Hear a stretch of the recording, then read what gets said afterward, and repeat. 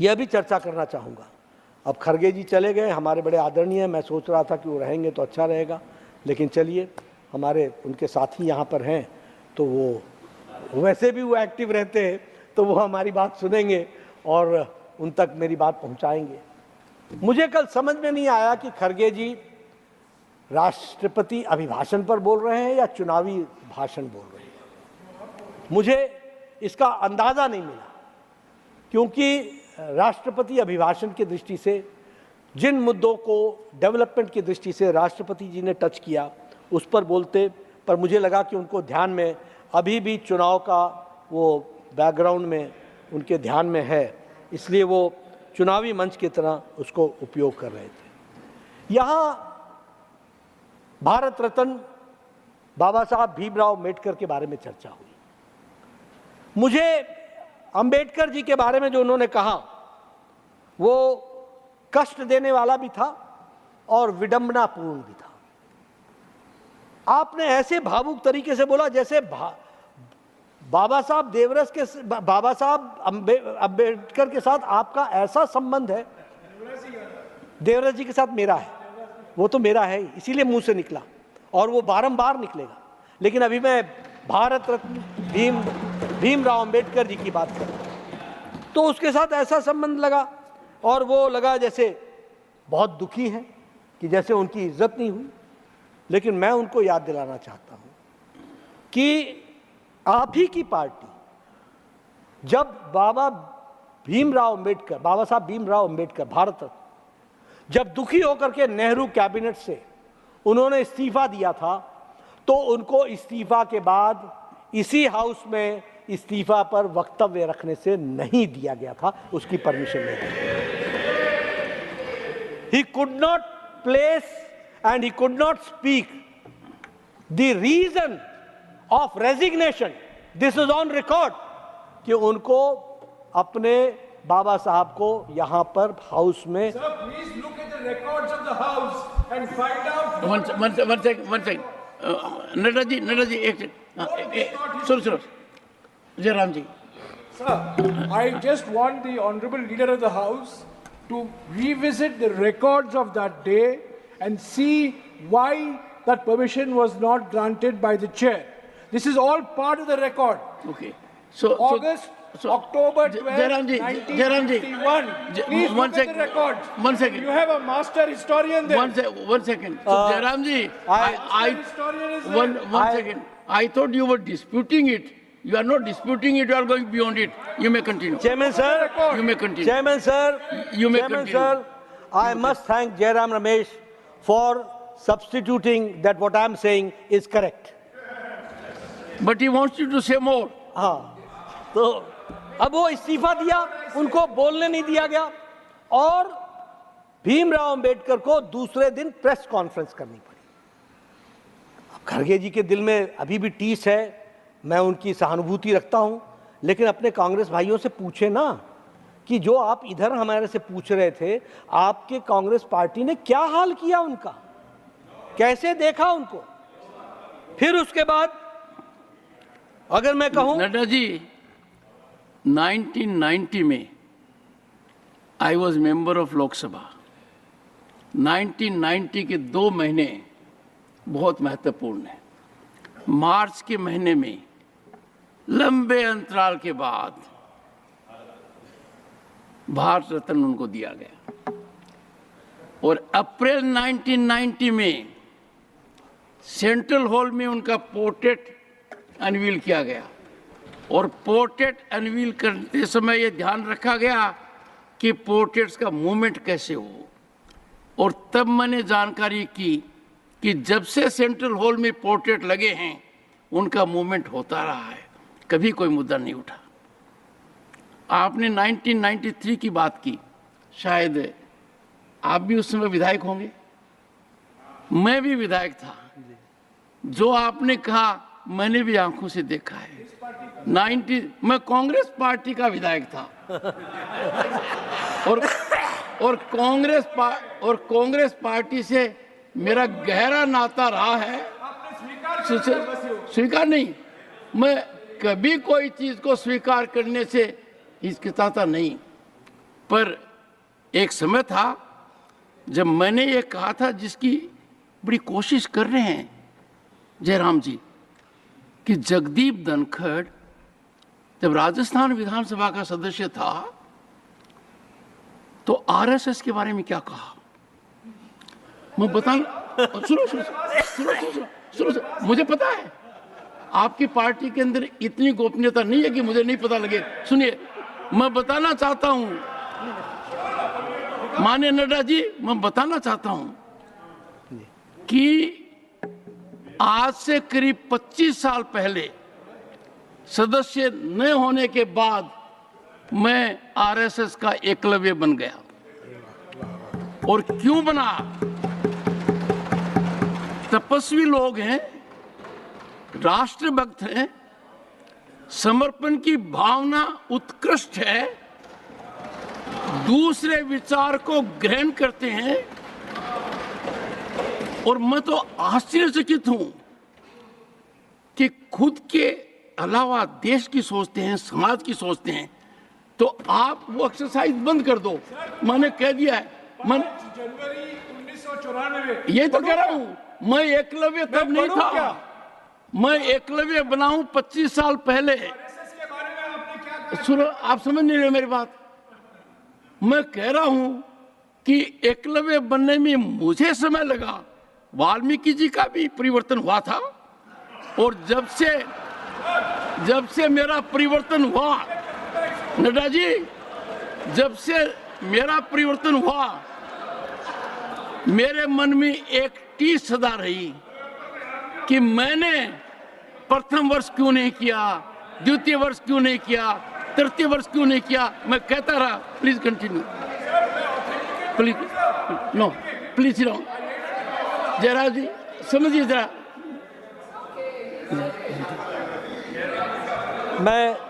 मैं यहाँ ये भी बताना चाहता हूँ, जिसका जिक्र अभी हमारे चौहान साहब ने भी किया और मादिक साहब ने भी किया। वो जो 1952 का चुनाव अंबेडकर जी लड़ने गए, तो उनके विरुद्ध नेहरू जी खुद प्रचार में गए। He himself participated in the electioneering against Bhimrao Ambedkar. और उसमें सबसे बड़ी बात ये थी कि आप देखिए, मज़ा है, इनका ईवीएम से जो बैर है वो बड़ा पुराना है। उस समय भीमराव अंबेडकर जी 14,000 वोट से हारे और इनवैलिड वोट 78,000 हुए।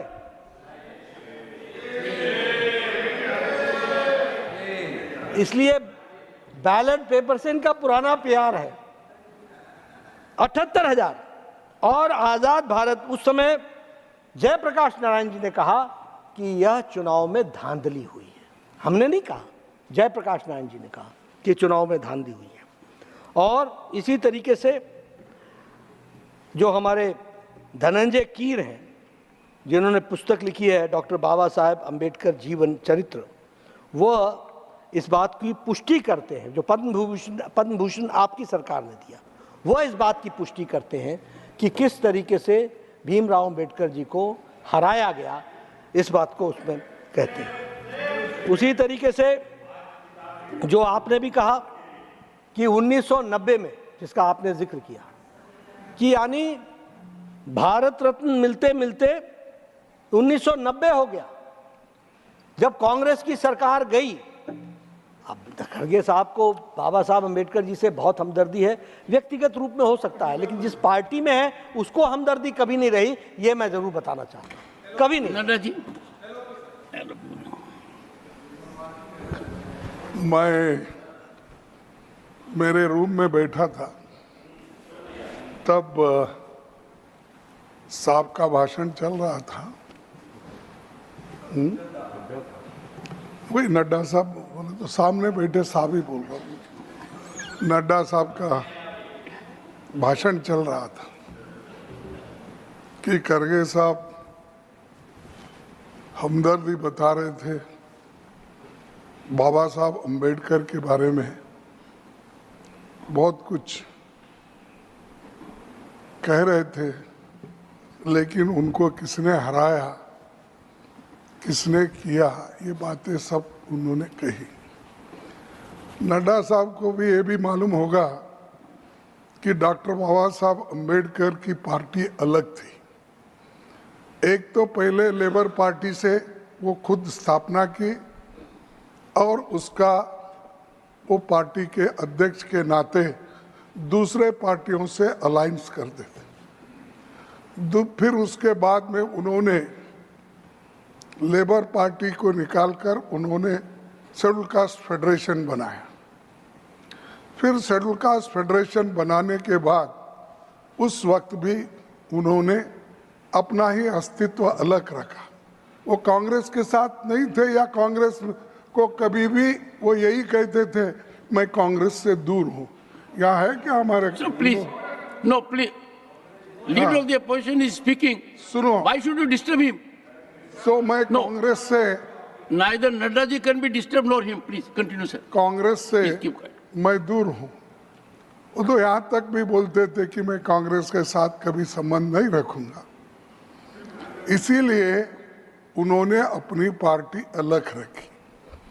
और जब आज़ादी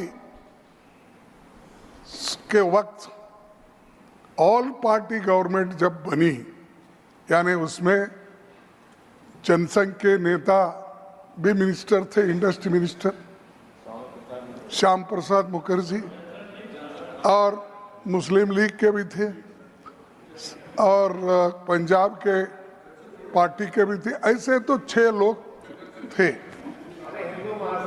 एक सेकंड प्लीज। अरे हिंदू महासभा बोलो, चुप बट सर प्लीज। सर, तो इनको कम से कम इतनी तो मालूमात कर लेना चाहिए प्योर बोलने के वजह। बस नहीं, अच्छा ओके सर। बार बार यही बात करते हैं। मैं देखा फोटो हमने लगाया, वो तो फिर मैंने मैं कहा बोलूं कि फोटो आपने लगाया और स्टैचू तुमने हटाया। बोलो नहीं सर। मेरे को एक मिनट साहब। चलो एक सेकंड। नहीं देखो साहब, उनको तो टाइम खत्म होने के बाद मैं यहाँ से उठ के गया, नहीं। लेकिन वो चलने के लिए आपने दिया। एक सेकंड क्योंकि I'll give you time। ठीक है भाई, बोलो, मैं ऑब्जेक्ट नहीं किया। I indicated his party has enough time अच्छा, after 40 minutes, and what Nadda ji is trying to do, let me tell you, and what I can figure out. Sir, you took 90 minutes. So Nadda ji is yet to complete 90 minutes. So I have reconciled. नहीं वो आपका। I have already sent a message to my wife that I have invited guests. Please attend to them. No, नहीं वो आप 90 minutes दो 100, that is your discretion. No, time at your disposal. That is your discretion. I don't challenge it. Even otherwise also you can extend and give him time. That I don't mind. No, क्या कह सकते? नहीं, अगर house को extend करके भी time अगर किसी को देना है, otherwise in connection. अदरवाइज यानी उनके पार्टी का टाइम ही नहीं, अगर हाउस को बढ़ाना भी है तो कंसेंट से आप बढ़ा सकते हैं। No. हाउस को Let me put on record 1 second that when Congress party in the last session had run out of time, I gave extra time. Good, thank you. And if there will be any such situation ahead with any political party, I would try to adjust accordingly. Okay sir, thank you. Sir, हाँ, तो मैं यही बोल रहा था कि बार बार बाबा साहब अंबेडकर के बारे में बोल के कांग्रेस को वो उधर उसको कम करने की You made your कोशिश। point, sir. नहीं, मैं समझता हूँ कि उनको ये भी मालूम नहीं बाबा साहब अंबेडकर कौन से पार्टी में थे, ये है। कौन से पार्टी उन्होंने बनाई। Thank you, sir. Thank you. बाद में रिपब्लिकन पार्टी भी बनी। Thank you. और किसके साथ इनकी दोस्ती थी? जब हारे बॉम्बे में कम्युनिस्ट, जब तो जॉइंट पार्लियामेंट्री सिस्टम था, उस वक्त जो कम्युनिस्ट और ये जो रिपब्लिकन पार्टी आज है, जो पहले शेड्यूल कास्ट फेडरेशन, दोनों मिलके लड़े। और ये इस देश में ऐसी मानसिकता है, इसीलिए मैं कभी बोले तो आप लोग गुस्सा आता, लेकिन मेरे में उससे ज्यादा गुस्सा इसलिए है, मैं हजारों साल से ये सहन कर रहा please, हूँ ये okay, sir, गुस्सा। please. और नड्डा जी, उस वक्त नड्डा जी, please कम्युनिस्ट का कैंडिडेट इलेक्ट हुआ, Nadda ji, please continue. Doctor बाबा साहब Thank you, sir. अम्बेडकर उनके अलायंस थे, Thank you. डिबीट हो गए। Thank you, sir. Congress Thank you. क्या कांग्रेस, Thank you, sir. किसको बोलते हैं? Thank you. आप पढ़िए। सभापति अरे जी। हम तो उनके पोस्टर लगा के आए। सभापति जी, Please, no, no. सभापति जी, Take your seat. Please. Thank you, sir. Thank you. Thank you. Thank you, sir. सभापति जी, सभापति जी, One sec, please. Please. Sabapati ji. Only those persons whom I give Sabapati permission ji. can speak. Sa- I gave permission to the leader of the opposition. He has made his point. Now Nadda ji is well within his rights to react. And सभापति let ji, me, one second, let me plead with all of you. When members speak, please don't interrupt. I was happy that when Khadge ji spoke, the disturbance was minimal. When you are speaking, sir, disturbance is minimal because number may not be there, but Jairam ji is present, so minimal disturbance is there. Go ahead. Sir, sir, Sir, sir, sir, sir, I am looking at the clock also. I am looking at Sir. the clock also. अच्छा एक second sir, leader of the position want to say sir Nadda साहब वो आपके तरफ देखकर address नहीं कर रहे थे, अपने पार्टी के सभी एमपीज के तरफ देख रहे थे और आपके तरफ कम देख रहे थे।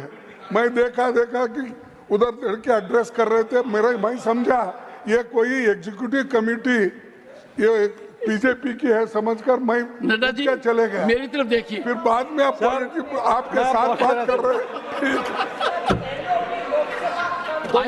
I can assure you, no, Honorable Finance Minister, I can assure you, if there is Okay. coordination, I fully respect LOP. I fully respect what he says. We should then look at the parliament as a whole. LOP Lok Sabha yesterday was showing his back half the time to the chair. I know that, but I'm looking at the entire parliamentary etiquette. I fully am aware of that, sir. Nadda ji. But parliamentary etiquette applies both Please. to Lok Sabha and Rajya Sabha. thank you. Nadda ji. But I would always appreciate, once again, I will always appreciate that leader of the opposition and leader of the house must share lighter moments, sarcasm, and they must be allowed to intervene. Because Sabapati people ji. make any, others do not have that privilege. Let me make it Sabapati very ji. clear. Secondly, मेरी इच्छा है कि मैं आपके तरफ देखूं और इधर देखूं, पर संख्या नहीं है, क्या करूं, फिर इधर देखना पड़ता है। सर हमारी संख्या दिक्कत- हो या नहीं हो, आप तो मेरी तरफ ही देखिए। लेकिन ठीक है, अब मैंने देखिए चेंज, अब आपकी तरफ देखता हुआ बात कर रहा हूं, क्योंकि मुझे एक छोटा किस्सा है। I was junior one second, I was junior parliamentary affairs minister, और एक मुद्दा यह आया कि प्रतिपक्ष के नेता ने उस समय कहा कि प्रधानमंत्री जी जब भी कोई बात कहते हैं प्रेस गैलरी की तरफ देखते हैं, और इसे ऑब्वियसली पूरे हाउस के अंदर एक वातावरण हो गया कि जब भी प्रधानमंत्री जी बोलते हैं प्रेस गैलरी की तरफ देखते हैं। प्रधानमंत्री जी खड़े हुए, उन्होंने कहा हाँ, जब भी मैं कोई पॉइंट करता हूं प्रेस गैलरी की तरफ देखता हूं, पर आपकी तरह प्रतिपक्षी नेता को कहा उन्होंने, हर बार मैं स्माइल नहीं करता हूं, ये कहा उन्होंने। I don't smile every time I look at the press gallery, the prime minister said, unlike leader of opposition. सभापति जी, मैं ये कह रहा था कि जिस बात को आपने अभी हाउस में रखा, मैं उस बात को पूरा करना चाहता हूं, पर उसके पहले मैं खड़गे साहब को ये ज़रूर कहना चाहता हूं कि आपने कहा मेरे को बहुत गुस्सा है, और उस गुस्सा बहुत अच्छी बात है, वो गुस्सा वो आपकी आग रहनी चाहिए, लेकिन थोड़ी वो अपनी पार्टी पर उतरनी चाहिए, वो अपनी पार्टी पर उतरनी चाहिए, क्योंकि अंबेडकर जी को छोटा करने का काम, उनको मिनिमाइज करने का काम किसी और ने नहीं किया, इस देश की रूलिंग पार्टी ने उस समय किया। आप बताइए, आप बताइए, आप बताइए, आप बताइए, भारत रत्न देने के लिए 1947 के बाद 1990 तक क्यों इंतजार करना पड़ा? और क्यों गैर कांग्रेसी सरकार, जनता दल की सरकार, बीजेपी के समर्थन से चलने वाली सरकार जब आई तब जाकर के अंबेडकर जी को भारत रत्न मिला? ये मैं कहना चाहता हूं। नहीं सर, अब नहीं, अब मैं सर कंक्लूड। मैं यहां ये भी कहना चाहता हूं कि हमारी सरकार ने लिप सर्विस नहीं की। हमारी सरकार ने सही मायने में डॉक्टर अंबेडकर को लंबे समय तक ये देश याद रखे, इसके लिए कार्यक्रमों को लिया गया। ये प्रधानमंत्री मोदी जी थे जिन्होंने पंच तीर्थ बनाया। ये प्रधानमंत्री मोदी जी थे जिन्होंने जन्मभूमि को, मऊ को जन्मभूमि कहा और लंदन के घर को, वहां भारत के सरकार के पैसे से उस जमीन को लेकर, उस जगह को लेकर के वहां पर फिर से स्मारक बनाने का काम किया तो नरेंद्र मोदी जी ने किया। दीक्षा भूमि नागपुर में, महापरिवार परिनिर्वाण भूमि वो मुंबई में, दिल्ली में, और चैतन्य भूमि मुंबई में। इस काम को किसी ने किया है तो भारत के यशस्वी प्रधानमंत्री श्री नरेंद्र मोदी जी ने किया। किसी सरकार ने नहीं किया, किसी सरकार ने नहीं किया। और इसलिए ये हमें कहने का अधिकार है कि सही मायने में लिप सर्विस नहीं की। देश के लिए जिस महान विभूति ने, ये जो chief architect of the constitution थे, संविधान को सिर्फ ऐसे ही नहीं लगाया, संविधान निर्माता को देश याद रखे और युगाकुल तक याद रखे, इस बात को काम करने का काम किया। उसी तरीके से जैसा मैंने कहा कि संविधान दिवस 26 नवंबर, जिस दिन ड्राफ्टिंग कमेटी ने फाइनल ड्राफ्ट कर लिया, किसने कहा था कि 2014 तक इंतजार करो? Who said that you wait till 2014 that there will be a Prime Minister Narendra Modi who will come and he will declare Constitution Day 26th of November? तो ये संविधान दिवस बनाया गया, तो इसको भी हमको ध्यान में रखना चाहिए। और उसी तरीके से मैं यहाँ ये भी कहना चाहता हूँ कि एक इनके ओवरसीज फ्रेंड्स के, एक बड़े ओवरसीज फ्रेंड्स के बड़े नेता हैं, ओवरसीज फ्रेंड्स के नेता हैं, और जब समय आता है तो पार्टी से निकाल देते हैं और समय निकल जाता है तो फिर पार्टी में ले आते हैं। और वो वैसे जयराम रमेश जी के साथ मिलते जुलते हैं।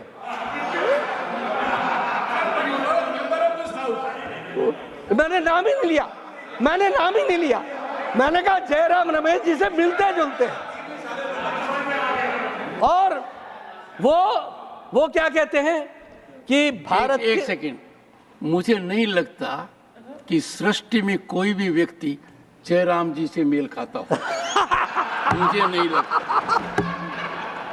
जयराम जी अद्भुत है, मुझे नहीं लगता। ठीक है, I take back my word sir.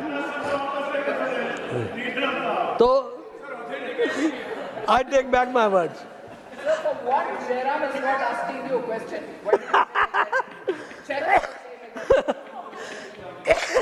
तो मैं ये कह रहा था कि उन साहब ने क्या कहा, उन्होंने कहा कि संविधान बनाने में अंबेडकर जी से ज्यादा बड़ी भूमिका नेहरू जी की है। ड्राफ्टिंग कमेटी के चेयरमैन अंबेडकर जी, दिन रात मेहनत की। हम नेहरू जी के कंट्रीब्यूशन को कोई भूल नहीं सकता, वो है। ये गलत है। आप उसको करेक्ट कर दीजिएगा।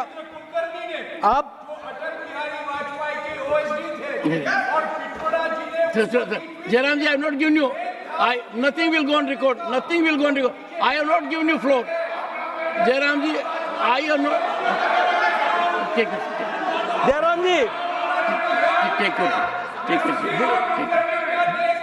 जयराम जी, जयराम जी, आप उसको करेक्ट कर दीजिएगा ना। I have got nothing to score, I am here to discuss and to deliberate. तो आप उसको ठीक कीजिएगा ना, फिर मैं आपको ऑथेंटिकेट करूंगा, फिर मैं ऑथेंटिकेट करूंगा। दूसरी बात, जैसा मैंने कहा कि ये नेहरू जी के बारे में कहा गया कि वो अम्बेडकर जी से ज़्यादा कंट्रीब्यूशन था। कल यहाँ पर मूर्तियों की चर्चा हुई और खड़गे साहब ने बिल्कुल प्रेरणा स्थल के बारे में चर्चा करते वो कोने में डाल दिया, वो कोने में डाल दिया। मैं चाहता हूँ कि आप भी प्रेरणा स्थल जाइए, सच में प्रेरणा मिलेगी। और देखिए वहाँ पर क्या प्रेरणा मिलती, एक नहीं अनेक मिलते हैं। लेकिन आपको मूर्तियों के बारे में आप जब कल कह रहे थे तो मुझे ऐसा लगा कि शायद आप अपनी जवानी में, यंगर डेज में, आप एकदम कॉन्स्टिट्यूशन के, संविधान, अपने संसद के सामने खड़े। सर, प्रतिपक्ष के नेताजी continues to be young even now, तो ये कहना कि जवानी के दिन में ये भी this will not go on record. उस समय के जवान उस समय के जवान जब थे तो उस समय से सब चीज़ों को करते होंगे और बहुत अच्छे से देखते होंगे। पर मैं इनको बताना चाहता हूं कि आपको मूर्तियों की इतनी चिंता हुई तो ये जो 20 साल आज़ादी के बाद ये जो राजपथ पर जॉर्ज पंचम विराजमान थे उसके बारे में आपने क्यों नहीं चिंता की? जॉर्ज द फिफ्थ वो जो वहां पर विराजमान थे, जहां जो आज राजपथ कर्तव्य पथ बन गया और जहां आज नेताजी सुभाष चंद्र बोस वहां पर विराजमान हैं और उनकी मूर्ति वहां पर विराजमान है, और जो प्रधानमंत्री जी के द्वारा हुआ है उसको भी हमको ध्यान में रखना चाहिए। मैं यहाँ ये भी कहना चाहता हूँ कि आपने विदेश के रिपोर्टर्स के बारे में, विशेष करके वॉशिंगटन पोस्ट, फलाना पोस्ट, धमकाना पोस्ट, जो भी था सारे, और आप भी उसी तरीके से बोल रहे थे, फलाना, ढिमका, चिल्का, इस तरीके से आप वो सारी बातों को आप उसमें रख रहे थे। अच्छी बात है, आपने रखा सब कुछ, लेकिन आप ये भूल गए कि जो लोग, जिस पाकिस्तान के मंत्री ने ये बयान पार्लियामेंट में दिया कि पुलवामा में हमारे लोग घुस करके जिन्होंने अटैक किया, वह कहता है कि राहुल गांधी अच्छा काम कर रहा है और वो कहता है कि मोदी जी को हराना आवश्यकता है। ये भी छपा था, जरा इसके बारे में भी आप चर्चा कर देते। जब आपने चर्चा की तो आप इस बात पर भी चर्चा करते कि एक महानुभाव जो बहुत बड़े ज्ञाता है, अंग्रेजी में ही बात करते हैं, अच्छी बात है, उसमें कोई दो राय नहीं है, लिखने का उनको बड़ा शौक है। वो बांग्लादेश के एक जर्नल में एक लिखते हैं, मोदी हैज टू गो। वह विदेश में की धरती के जर्नल्स में लिखते हैं, तब हमें तकलीफ नहीं होती है। इसलिए पराए क्या, अपने भी ऐसे निकले, इस बात को भी हमको समझ लेना चाहिए।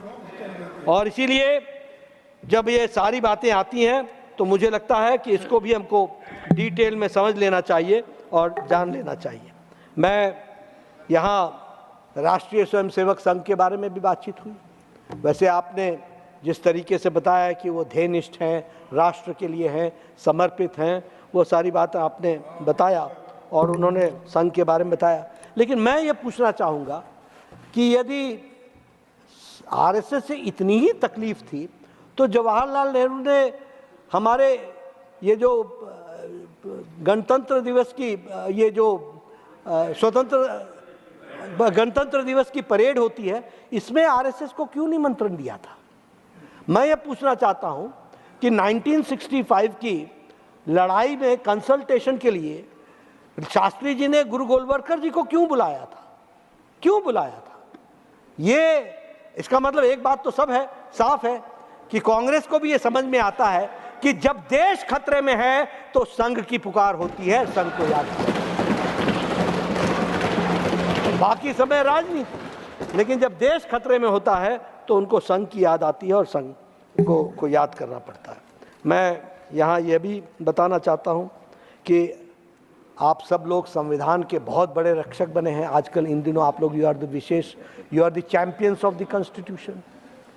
सबके पास तुरंत रेडी मटेरियल, देखिए जयराम जी निकाल रहे हैं, दिखा रहे हैं, बिल्कुल संविधान नहीं, बहुत अच्छी बात है। One second, showing this is inappropriate Jairam ji. No, nothing can be shown in the house. No. लेकिन No, let us follow the rules. Let us follow the मैं rules. Nothing सभापति can- जी, मैं पूछना चाहता हूं, But sir, your connection with Jairam needs to be investigated. You said about constitution and he had a book ready. he was the chairman of the standing committee on health in my previous regime. So I know there is a connection. तो हम ये कहना चाहते हैं कि संविधान, अब ये संविधान में मैं कई बार बोला कि भाई ये संविधान सबके हाथ में तो थमा दिया, अंदर पढ़ने के लिए भी कहा है क्या? कभी बताया है कि संविधान की धज्जियां किसने उड़ाई और एक बार नहीं अनेकों बार उड़ाई? सभापति जी, ये संविधान लेके चलना और संविधान की रक्षा करना और संविधान के लिए तिल तिल जलना, इसमें बहुत अंतर है। संविधान को जीना बड़ा कठिन है, इस बात को भी हमको ध्यान में रखना चाहिए। इसलिए ठीक है, अच्छी बात है कि ये संविधान लेकर के चले हैं और उसको आगे रख रहे हैं। मैं यहाँ पर आपसे पूछना चाहता हूँ कि आप संविधान के रक्षक ही थे। मैं कुछ संविधान में किए गए हस्तक्षेपों के बारे में बताना चाहता हूँ। 25 जून 1975 जब जयप्रकाश नारायण के आंदोलन के दौरान जब इलाहाबाद हाई कोर्ट ने इंदिरा गांधी जी को चुनाव को गलत बताते हुए रद्द किया था, तो इंदिरा गांधी जी ने 25 जून 1975 को आपातकाल इमरजेंसी थोप कर लोकतंत्र की हत्या की। और देखिए, संविधान 22 जुलाई 1975 1975 संविधान के 38वें संशोधन करके 38 अमेंडमेंट ला करके आपातकाल पर न्यायिक समीक्षा के रास्ते को बंद कर दिया गया था। ये डॉक्टर अंबेडकर की दुहाई देते हैं। ये मुझे देखिए, इनके नेता जो, अब उनके बारे में मैं कहना नहीं चाहता हूं, उन्होंने पढ़ाई लिखाई कितनी की होगी मुझे मालूम नहीं, लेकिन ये तो एल्डर हाउस है, ये तो पढ़े लिखे हैं, संविधान को लेकर के घूम रहे हैं। ये मुझे बताएं कि 38वां संशोधन किस लिए लाए थे? इसलिए लाए थे कि भारत के जनमानस के गले को बांध दिया जाए, रोक दिया जाए, उनके जवान को रोक दिया जाए, इस बात के लिए आप लेकर के आए थे। मैं यहां आपको बताना चाहता हूं, 7 सितंबर 1976 प्रधानमंत्री राज्यपाल राष्ट्रपति के खिलाफ पद छोड़ने के बावजूद भी उनके खिलाफ कोई मामला दर्ज नहीं हो सकता। आप बताइए, अंबेडकर जी ने कहा equality before law, everybody, law is equal for But vice president was not included. नहीं, vice president was not included. Yes, vice president was not. Selective काम। लेकिन दिन दहाड़े संविधान की आत्मा को समाप्त करने का काम किया। और ये देखिए, शब्दावली भी देखिए, पद पर रहते हुए नहीं, पद के छोड़ने के बाद भी उन पर कोई केस नहीं हो सकता है, इसका उन्होंने संविधान के रक्षक है भाई। अब उसी तरीके से 1977 में 52nd अमेंडमेंट आया है? मैं आपके संविधान पर बोल रहा हूं भाई, जो आपने मुद्दे कल उठाए उन्हीं पर बोल रहा हूं। अभी मैं Please continue. अब ये 42वें संशोधन में संविधान की मूल संरचना को ही बदल दिया गया, जिसमें मौलिक अधिकारों की कटौती करते हुए मौलिक कर्तव्यों को लागू करने के लिए संविधान की मूल संरचना को बदल दिया गया। ये हुआ वर्ष 1977 में इंदिरा गांधी के द्वारा। और धारा 356 was implemented 90 times 90 बार राष्ट्रपति शासन लगाया गया, 90 बार। 50 बार इंदिरा गांधी जी ने लगाया और 8 बार जवाहरलाल नेहरू जी ने लगाया, बाकी बचा राजीव गांधी जी ने लगाया। ये संविधान के रक्षक हैं। चुनी हुई सरकारों को एक नहीं 90 बार गिराया है, प्रजातंत्र का गला घोटा है, ये संविधान के रक्षक बन गए। अरे डायरी नुमा कॉन्स्टिट्यूशन को रख लेने से संविधान के रक्षक नहीं बनते। संविधान के रक्षक बनने के लिए उसकी आत्मा को जीना पड़ता है। और हम ये कह सकते हैं कि मोदी जी ने 10 साल प्रधानमंत्री बतौर चलाया है, सिवाय जम्मू कश्मीर में, वो भी कंडीशनल, और पार्लियामेंट में कह करके एक भी जगह राष्ट्रपति शासन नहीं लगाया और चुनी हुई सरकार नहीं। आप वेस्ट बंगाल के गवर्नर रहे हैं, आपको मालूम है बंगाल में क्या क्या हो रहा है। आप जानते हैं अच्छी तरीके से किस तरीके से मानवता का गला घोटा जा रहा है, किस तरीके से लॉ एंड ऑर्डर को जियोपर्डाइज किया जा रहा है, किस तरीके से होस्टेज बनाया जा रहा है। अभी अभी फ्लॉगिंग की एक ताजा मिसाल है। एक शब्द नहीं बोला जाता है विपक्ष से, एक शब्द नहीं बोला जाता है, and they are called as the champions of democracy. ये अपने आप को प्रजातंत्र के चैंपियन कहते हैं, एक शब्द नहीं कहते हैं। मैं उसी तरीके से बताना चाहता हूं कि धारा 356 का किस तरीके से दुरुपयोग हुआ। मैं यहां यह भी बताना चाहता हूं ये विचार कैसे होते हैं। 1987 में प्रेस की स्वतंत्रता को प्रतिबंधित करने के लिए एक कानून बनाया था और अनुच्छेद 19 में विवादास्पद 1951 संशोधन पेश किया गया था। किसके द्वारा? उस समय के तत्कालीन प्रधानमंत्री राजीव गांधी के द्वारा। उस समय ऑपोजिशन, उस समय प्रेस, मीडिया, उसने विरोध किया था, लेकिन आपकी नीयत तो छलक करके आ ही गई थी। आपने तो संविधान के अभिव्यक्ति को, ताकत को रोकने का काम किया। उसी तरीके से मानहानि विरोध कानून, उसको भी 1988 में उसको भी पेश किया गया और उसका भारी विरोध के बाद राजीव गांधी मानहानि विरोध कानून पेश किया गया और उसको भारी विरोध के बाद वह भी वापस लेना पड़ा। इस तरीके से हुआ। तो एक बार नहीं, अनेकों बार आपने संविधान का, मैं यहाँ आपको बताना चाहता हूँ सभापति जी, इमरजेंसी की बात चल रही है। मैं मैट्रिकुलेशन पास करके इंटरमीडिएट का विद्यार्थी बना था। I am an eye witness to it. You will not believe, twice I was arrested, the whole class was arrested twice. Campus में आकर के सीआरपीएफ, बीएसएफ ने सारी क्लास को अरेस्ट कर लिया, इसलिए कि किसी नारे ने इनकलाब जिंदाबाद का नारा लगा दिया। आप इमेजिन कीजिए कि कैसा कैसा देश चल रहा होगा, किस तरीके से लोग काम कर रहे होंगे। मैं इंटरमीडिएट का विद्यार्थी था। 1,25,000 लोगों को maintenance of internal security act में अंदर डाल दिया गया, डिफेंस ऑफ इंडियन रूल के अंतर्गत डाल दिया गया। और जो आप आरएसएस की बात बोल रहे हैं, ये आरएसएस के लोग ही थे और ये जनसंघ के लोग थे जिनकी संख्या 75,000 से ज्यादा थी, जो 19 महीने जेल में रह करके आए, हमारे परिवार और हमारे रिश्तेदार रह करके आए। ये हम आपको बताना चाहते हैं। लेकिन वो झुके नहीं, वो खड़े रहे और उनके चलते आज हमें ये आजादी मिली है। आपके चलते नहीं मिली है, ये याद रखिएगा। वो उनके कारण मिली है। और आज हम और ये प्रजातंत्र इतना मजबूत हुआ, इतना प्रजातंत्र मजबूत हुआ कि अब कांग्रेस पार्टी भी हिम्मत नहीं कर सकती है कि कभी इमरजेंसी लगा करके दिखाएं। ये आज प्रजातंत्र की मजबूती हुई है, इसको हमको ध्यान में रखना चाहिए। इसलिए ये सारी बातें मैंने आपको कही। अभी आजकल पता नहीं ये राष्ट्रवादी ताकतों को बताने वाले लोग किस तरीके से खड़े हो रहे हैं। सनातन को गाली दो और सेक्युलर बन जाओ, हिंदू को गाली दो और सेक्युलर बन जाओ। हिंदू हिंसक, हिंदू हिंसक, ये कैसी स्थिति आ गई? हिंदू हिंसक नहीं, I am not going to. Hindu, please conclude. Hindu हिंसा हिंसा हिंसा, हिंदू हिंसक, ये अच्छा एक बात बताइए,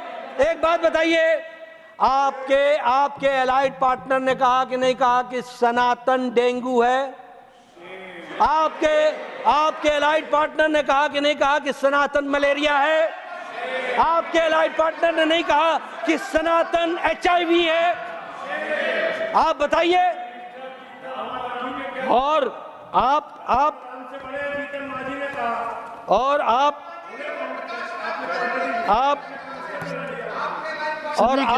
देश प्रेम की बात करते हैं। We continue tomorrow or how? नहीं, बस 5 मिनट 10 मिनट, ज्यादा नहीं। अब उसी तरीके से देश में नफरत फैला रहे, नफरत। और मैं तो प्रेम की गंगा बहा रहा हूं। वाह रे वाह, प्रेम की गंगा।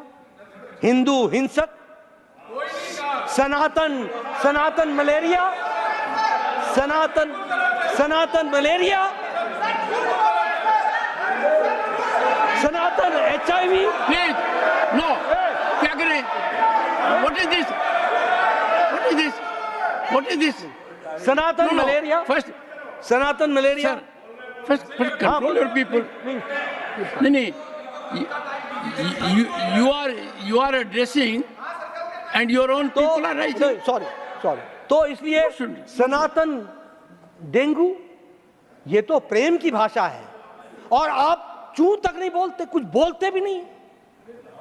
आपको याद दिलाना चाहता हूं, 1984 के बाद आपके वरिष्ठतम नेता, स्वर्गीय नेता, हमारे भी इज्जत के हैं, मैं भी इज्जत करता हूं, जब बड़ा पेड़ गिरता है तो जमीन हिलती है।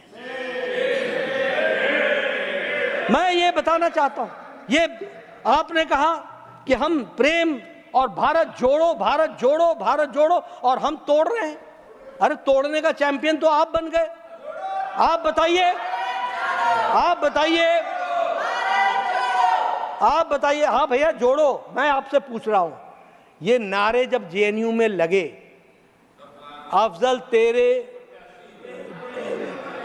अफजल हम शर्मिंदा हैं, तेरे कातिल जिंदा हैं, जब ये नारे लगे, भारत होंगे टुकड़े टुकड़े इंशाअल्लाह इंशाअल्लाह, तो वहां दूसरे दिन JNU में उन नेताओं के साथ हाथ से हाथ मिला करके कौन खड़ा हुआ था?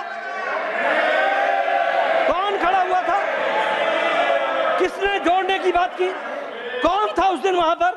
और सुनिए सभापति जी, ये अफजल हम शर्मिंदा हैं, अफजल कौन था? जिसने इस पार्लियामेंट पर अटैक करने का मास्टरमाइंड था। उसको सजाए मौत किसने दी थी? उसको सजाए मौत किसने दी थी? सुप्रीम कोर्ट के जज ने दी थी। यानी सुप्रीम कोर्ट का जज कातिल हो गया, और उसको माफी किसने नहीं दी थी? उस समय के राष्ट्रपति सम्माननीय प्रणब मुखर्जी ने माफी नहीं दी थी। आपके ही पार्टी से राष्ट्रपति बने थे, और आप बताइए कि उनको माफी नहीं दी तो वो कातिल हो गए, राष्ट्रपति जी कातिल हो गए, सुप्रीम कोर्ट का जज कातिल हो गया, और आप उनके साथ हाथ से हाथ मिला करके JNU में खड़े थे। फोटोग्राफ से आपको मैं आपको फोटोग्राफ भिजवा दूंगा। आप उनके साथ खड़े थे, और तो और छोड़िए, आपने उनको एक बार नहीं 2 बार कैंडिडेट भी बना करके जनता ने उनको ठुकराया, वो भी हमने देखा है। लेकिन मैं यहां ये देखिए, जयराम जी सच्चाई कड़वी होती है, तीखी लगती है, मिर्ची लगती है, उसमें तकलीफ होती है, मैं समझ सकता हूं, लेकिन सच्चाई डाइल्यूट नहीं होती है, सच्चाई रहती है। आप बताइए, नेता JNU कैंपस गया था कि नहीं गया था? हाँ या ना? गए थे तो आप उनके सॉलिडारिटी में खड़े हुए थे कि नहीं हुए थे?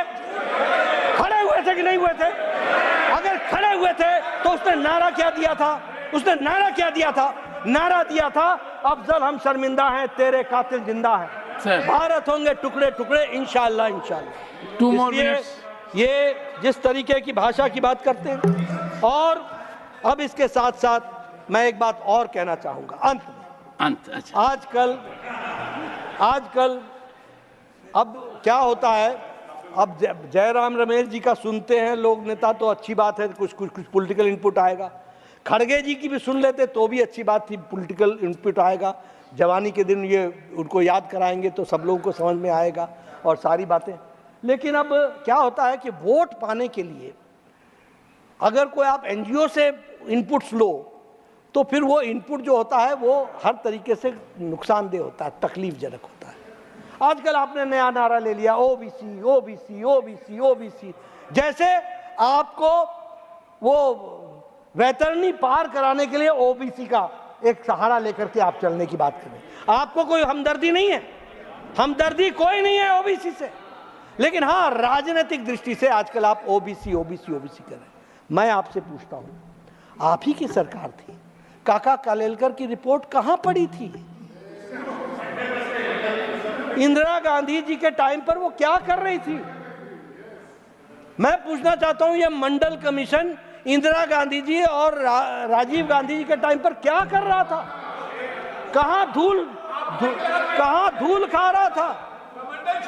वो तो जब जनता दल की सरकार आई तो पहली बार रिजर्वेशन मिला और 27% रिजर्वेशन मिला। मैं यहां ये भी आपको बताना चाहता हूं कि वह रिजर्वेशन तो मिला ही, और उस रिजर्वेशन के साथ साथ अभी प्रधानमंत्री मोदी जी ने कॉन्स्टिट्यूशनल स्टेटस अगर ओबीसी कमीशन को दिया है, किसी और ने नहीं दिया, वह कॉन्स्टिट्यूशनल स्टेटस प्रधानमंत्री मोदी जी ने दिया। इसलिए हम कहते हैं we don't do lip service, we deliver. We don't do lip service, we don't play politics. हम राजनीति नहीं करते हैं, हम धरती में जाकर के ओबीसी की तकलीफ को समझ करके उसको आगे बढ़ाने का काम मोदी जी करते हैं। इस बात को हमको समझना। मैं अंत में से, क्योंकि सब लोग बड़े ये सेकंड रिजर्वेशन, सेकंड अंत है, लास्ट हमारे अंत में हमारे रिजर्वेशन पर कई लोग चैंपियन बनने की कोशिश करते हैं, लेकिन वो अपना अतीत इतिहास उसको पढ़ते नहीं है। मैं इसको ऑथेंटिकेट कर दूंगा जी, जो मैं पढ़ रहा हूं। जवाहरलाल नेहरू जी ने कहा, सर वही डॉक्यूमेंट ऑथेंटिकेट होते हैं जिनके बारे में मैं कहता हूं जी, तो आपसे ज्यादा रेडी रेफरेंस कहां आ सकता है सर। लेकिन latest to the chief minister में उन्होंने कहा, this necessitates our getting out of the old habit of reservation and particular privileges being given to this Sir, caste. what are you reading? I am reading Jawaharlal Nehru's letter. What is the date? Content is that Date.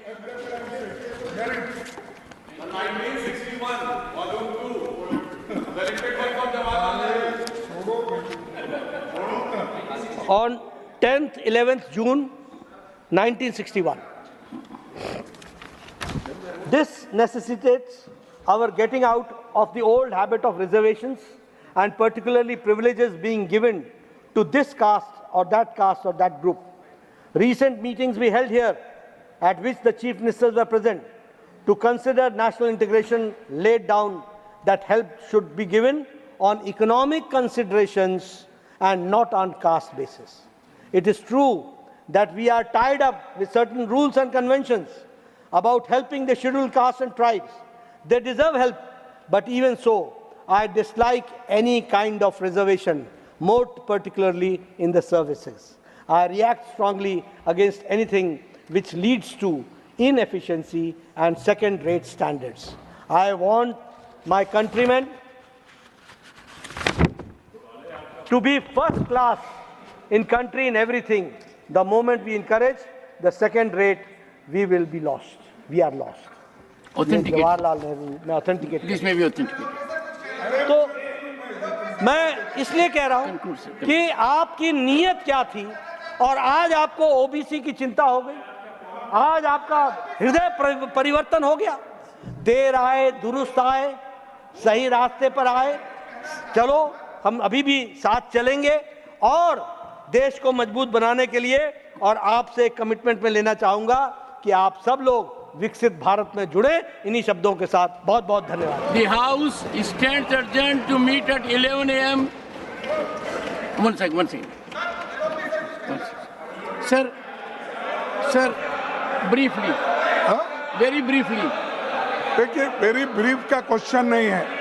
देखिए, सदन One second. में No, please sit down. I have given अरे किसको permission. जाना है तो जाइए, One second. लेकिन मुझे क्लैरिफाई करना है। I have given permission to the leader of the opposition, and by his position, he has every right to make a statement. Sir. I only prayed to him to keep it brief. धन्यवाद sir. ये नड्डा साहब ने जो बताए चंद चीजें, वो गलत फहमी भी है और वो खुद उसके बारे में बहुत अभी धनंजय खीर की खुद की किताब और भी पढ़े तो उनको मालूम, जो सूट होता है वो कोट करते हैं। और दूसरी चीज, बाबा साहब अंबेडकर को, जिनके लिए हमारे पास बहुत, उनके लिए तो हम पहले से ही एज ए मल्लिकार्जुन खड़गे, हाँ, हम लड़ते आए हैं। और आज हर बात को वो कांग्रेस को टोकने का, मुझे टोकने का और नेहरू जी के खिलाफ बोलने का ये बातें करते हैं।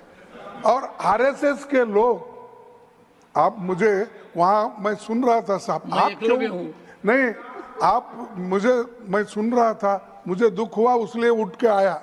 आपने कहा मैं एकलव्य था आरएसएस का।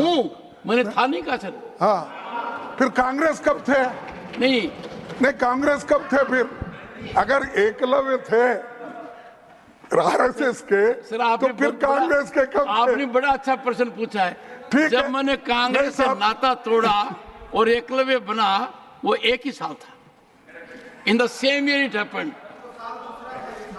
सर आपने पूछा, मैंने बता दिया। नहीं, और एकलव्य, अरे मैं देखता हूं। और एक बात बताऊं, मैंने खड़गे जी, एक सेकंड खड़गे जी, मैंने भी आपकी तरह बहुत कष्ट से हैं। एक सेकंड, मैंने भी पढ़ाई स्कॉलरशिप से की है और पढ़ाई में बहुत लगन रही है और काफी ठीक, क्या बहुत अच्छा रहा है। जब मेरे को एक बार बुद्धि आ गई, अनलाइटनमेंट आ गया, मैं ये तो नहीं कह सकता कि बुद्धा जैसा अनलाइटनमेंट मेरे में आया, पर पहले मैंने जो कुछ कहा उसके बाद जब मैंने जानकारी की तो मैंने वास्तव में महसूस किया, आपको बता रहा हूं। एंड मैं निश्चित रूप से कह सकता हूं कि कुछ भी हो जाए, किसी भी जीवित मानव के प्रति मैं इतना आदर नहीं रख सकता कि वो बहुत बड़ा हो जाए। I just thinks on merit. मुझे लगे बहुत तपस्वी आदमी है, बहुत तपस्या करते हैं, बड़ा कमिटमेंट है, समाज का हित देखते हैं, कोई लक्ष्य नहीं रखते देश हित के अलावा, राष्ट्रवाद से ओतप्रोत है। तब मैंने कहा प्लीज, और अब भी मैं ये भावना रखता हूँ और ये भावना हर दिन बढ़ती जा रही है। सुनिए, ये भावना निरंतर बढ़ती जा रही है। आपको मैं हाथ जोड़ के कहता हूं, आप इस सदन के मुखिया हैं, आप, हम सबका रक्षण करना है, किसी एक फिलॉसफी आइडियोलॉजी का प्रचार करना नहीं है। प्रचार नहीं कर रहा, नहीं मैं आपको बोलता हूँ, मैं जो हूँ वो बता रहा हूँ। देखो साहब, ये चीजें अगर आप बोलते उस सीट से गलत मैसेज जाएगा और पूरे देश में जाएगा, इसीलिए मैं वो बात कर रहा हूँ, सकारात्मक मैसेज, मैं सुनने, सार्थक मैसेज। मैं वो सुनने के बाद ही आया, वो बात कर रहे तो मैं निग्लेक्ट किया था, लेकिन आप बोले ये अच्छा नहीं है, आगे भी आप अच्छा इसके बारे में राय मत दीजिए, आप अलग है। वो कभी कभी ऐसा होता है कि भ्रम में बोल देते हैं, लेकिन मैं आपसे विनती करूंगा, एक चीज सर, आप में मेरे में एक मतभेद है। मैं बोलते समय बहुत नापजोक करता हूँ, लेकिन ये गलत मैं कोशिश करता हूँ कि मैं किसी को हाथ नहीं करूँ। जब मेरे को बहुत पीड़ा होती है और खून की घूंट भी पीता हूँ तो बर्दाश्त ही करना चाहता हूँ। ये जो मैं कह रहा हूँ, संविधान के तहत जो मैंने शपथ ली है, इससे पूरा मेल खाती है, मेरी शपथ के बिल्कुल विपरीत नहीं है। और जो कह रहा हूँ वो मैंने कहा है और सदन में बाहर भी कहा नहीं थी। नहीं, एक मिनट, इसीलिए मुझे बोलना है कि इसीलिए मैं आपसे विनती करता हूँ, इन्होंने जो गलत बातें यहाँ रखी है इसका मैं खंडन करता हूँ।